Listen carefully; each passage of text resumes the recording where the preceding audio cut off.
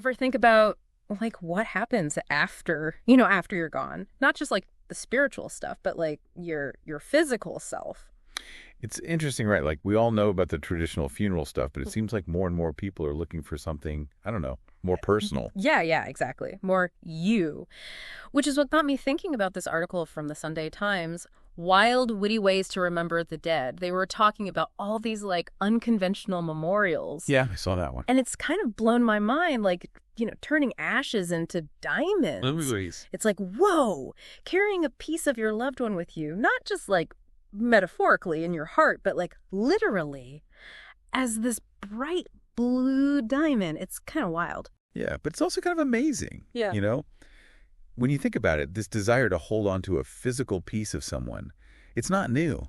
We've been doing it for centuries. It's true. Like Victorian mourning jewelry, they used to weave hair into intricate designs, keep locks of hair in lockets. Oh, wow. So this feels like an extension of that, but with like 21st century technology. It's like we're pushing the boundaries of what remembrance can be. Totally.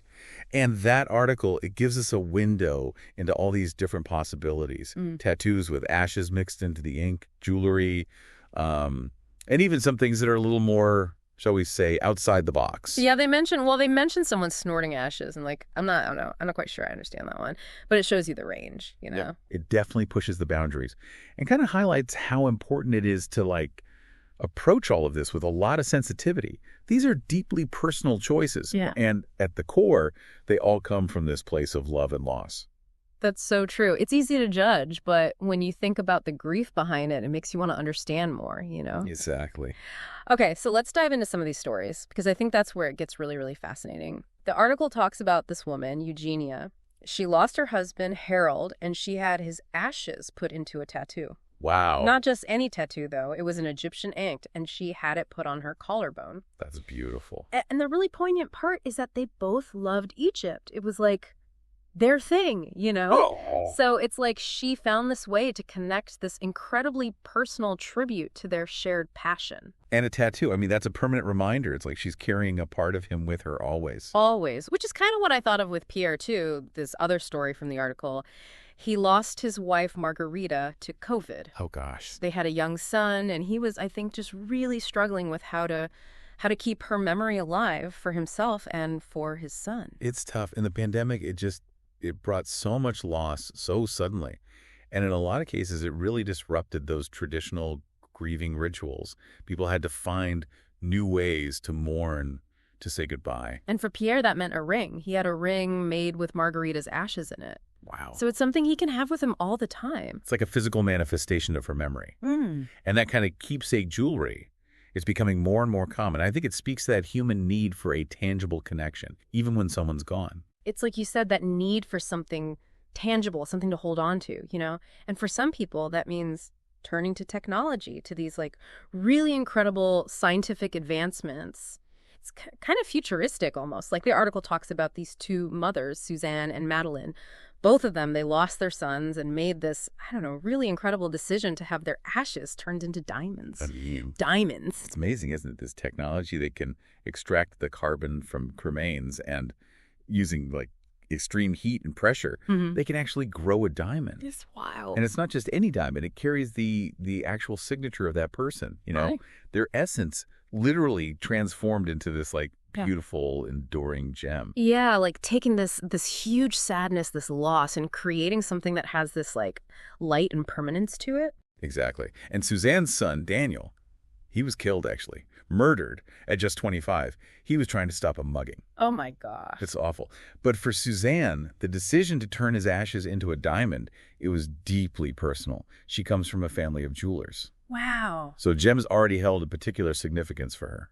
It's like she was able to bring together like family history and her son's memory and then this incredible technology all into one. Right. And she even had his favorite saying engraved on the setting of the diamond. Oh, wow. So it's like completely unique, this tribute to him. Totally. It really makes you think about how these objects, they can become these vessels almost for love and for grief and for memory. They really can. And then there's Madeline. Her son, David, he was a flight instructor, and he died in a plane crash trying to save his students. Oh, no. Yeah, he ran back into the burning plane to try and get them out. Oh, my Suffered son. severe burns himself. It was heroic. The definition of a hero. And Madeline said that even if David had survived, he wouldn't have been able to live with himself if he hadn't tried to save them. Wow. Like that's who he was. That's incredible. And like Suzanne, she couldn't bear the thought of scattering his ashes. It felt too final, you know? Yeah. Too much like letting go. So she had them turned into a diamond too. Wow. It's a blue diamond, and she had it set into a ring. So she's got this part of him with her all the time. It's a powerful image. It is.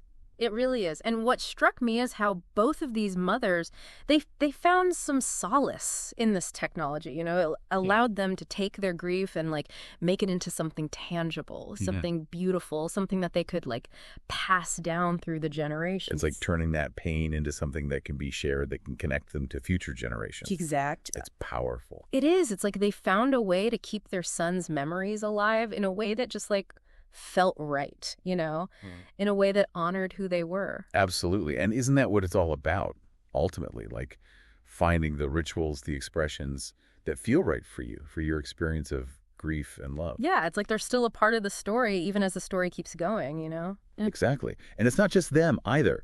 The article mentions other people who've chosen this, like this woman, Elise. She lost her husband, Scott, really suddenly, some kind of infection, I think it was. And for her, turning his ashes into a diamond, that's what felt right. It seems like this is something that more and more people are thinking about, you know? Like it's becoming more, I don't know, more mainstream, which is kind of amazing when you think about it. We've gone from like tattoos to ashes and jewelry and now diamonds grown in a lab. Right. And it makes you realize that there's no like one right way to grieve, you know? It's so personal. Yeah. What brings you comfort? What helps you heal? It's different for everyone. And these stories, they really highlight that. They do. And it makes you think about like your own life, you know? The people who've really mattered and how you'd want to like honor their memory. What would feel true to you? That's a big question, isn't it? And I think it's one that we don't always give ourselves permission to ask, you know? But it's important because it makes us think beyond the default settings, you know, the traditions, and it forces us to ask ourselves, like, what really matters? What feels authentic to me? Totally. And sometimes that answer might surprise you. Like it might be something totally unexpected, totally unique. But if it feels true, then it's like, it's the right answer, you know? Exactly. And I think that's what this whole conversation comes down to. About recognizing that, like, love and loss, they're messy, they're complicated, and the ways we express them, they should be too, you know? They should be. And I think that's what's so powerful about these stories. We're seeing how people are finding new ways to connect, to remember, to keep those memories alive. And in a way, it's like those people are still with us, you know? They are in our hearts, in our minds, and now, in some cases, like, literally, physically with us. Yeah.